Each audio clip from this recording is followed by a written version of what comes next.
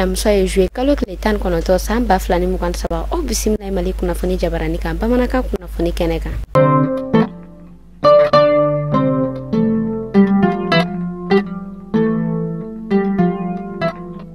Kunnafoni daminɛna tɛnɛndenw joué kalo tile 17 san 2023 kɔnɔna na usine kura min ni ale yɛrɛ kɔni bɛ ɲari la n'a ka baara bɛnnen don ordinateur téléphone ani mansimafɛnw baarali ma. O dayɛlɛli o kɔni dila an ka premier ministre Dr Choguel Kokala Mayiga ma kɛnɛ min yɛrɛ kan ni ministre caman kun bɛ yen nɔ ani commune de ale yɛrɛ maire.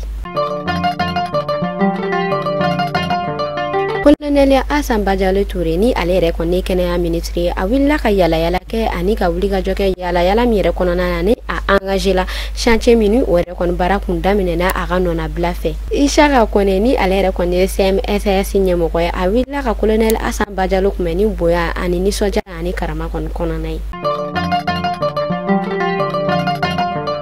Gendarmerie nationale ni olu y'an ka fanga tigilamɔgɔ ye minnu yɛrɛ kɔni ni olu baara yɔrɔ bɛnnen don Mauritanie Chami kɔnɔna ma. U bɔla k'u tigɛ da malien ta ɲɔgɔn kɔ kan minnu yɛrɛ ni olu kɔni bɛ ka baara kɛ Mauritanie ni Mali frontière la sanu bɔ yɔrɔ min yɛrɛ kɔni bɛ yen nɔ. U minɛnen kɔfɛ u y'an ladɔnniya k'a fɔ mɔgɔ tan ninnu olu yɛrɛ kɔni sennɔ yela binganni wale caman na minnu yɛrɛ kɔni kɛla dugu kɔnɔna na. An bɛ taa commune Kati la kɛrɛnkɛrɛnnenya la Jikɔrɔni Parakaw fɛ yen nɔ an ka sifinnaka dɔ ale yɛrɛ kɔni bɔnɛna nin na ka sabu kɛ ale yɛrɛ kɔni tun bɛ fini da la juru la dɔgɔkun tɛmɛnen ni fiɲɛ o kɔni y'a ka fini ta ka taa bin yɔrɔ la énergie mɔgɔ olu yɛrɛ ka minɛn kɔni tun bɛ yɔrɔ min na sifinnaka in ale yɛrɛ kɔni si bɛ taa san 12 ɲɔgɔn kɔ la n'a kɔni tun bɛ ka taa ka fini ta courant o kɔni y'a sisi o yɔrɔnin bɛɛ la an bɛ Ala deli badabada nɛɛma Ala k'o nɔgɔya ani alisilamɛsu bɛɛ. Sukoro o yɛrɛ sɔngɔ gɛlɛyalen don kosɛbɛ dugu kɔnɔna na bibi na an b'a ladɔnniya k'a fɔ quartier dɔw yɛrɛ la olu yɛrɛ kɔni bɔla k'a yira k'a fɔ sukoro kilo kelen o b'a la ka feere olu fɛ yen nɔ 180 dɔw yɛrɛ bɛ k'a fɔ ko sukoro a bɛ ka feere olu fɛ yen nɔ 160 dugudenw u yɛrɛ kɔni bɔla k'u dama kasi kosɛbɛ walasa ɲɛmɔgɔ o bɛ se ka fɛɛrɛ sɔrɔ nin ko in na cogo min.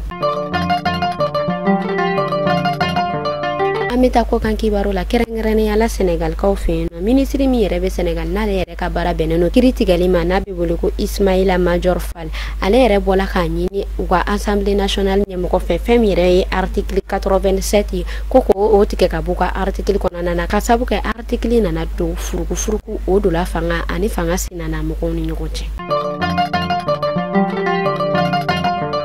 Tɛnɛndenw joué kalo tile 17 kɔnɔna na san 2023 car dɔ ale ni fanga tigilamɔgɔw ka mobili dɔ olu kɔni sela ɲɔgɔn ma accident min yɛrɛ kɔnɔna na ni mɔgɔ kelen o kɔni bɔnɛna nin na ka mɔgɔ 12 k'o jogi an bɛ Ala deli badabada nɛɛma Ala k'o di banbagatɔ ma ani alisilamɛsu bɛɛ lajɛlen ka kɛnɛya k'o di banabaatɔ ninnu ma. Protection civile ministre ani bolimafɛntigiw ka ministre olu yɛrɛ kɔni bɔla ka communiqué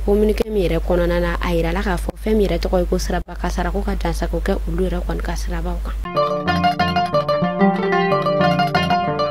Kunnafoni kuncɛ la protection civile olu yɛrɛ bɔla ka kunnafoniya di kunnafoniya min y'a yira k'a fɔ mɔgɔ 34 olu yɛrɛ kɔni jɛnna k'u bɔnɛwni na ka sabu kɛ siraba kasara dɔ ye min yɛrɛ kɔni kɛla Algérie mɔgɔ 10 ɲɔgɔn kɔ olu yɛrɛ kɔni jogi la an bɛ Ala deli badabada nɛɛma Ala k'o di banbagatɔ ninnu ma minnu yɛrɛ kɔni banana Ala ka nɔgɔya kɛ olu ye.